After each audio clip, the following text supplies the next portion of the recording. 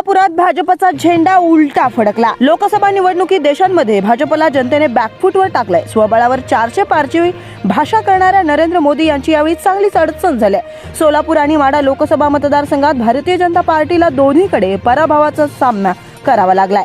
सोलापुरात प्रणिती शिंदे आणि भाजपचे आमदार राम सातपुते यांचा पराभव करत विजयाची हॅट्रिक रोखली आहे। या पराभवामुळे भाजपच्या अनेक नेत्यांची अडचण झाली आहे। सोलापूर शहरात जरी मतदान चांगलं झालं असलं तरी ग्रामीण भागात मात्र भाजप पूर्णपणे बॅकफूटवर गेल्याचं पाहायला मिळतंय।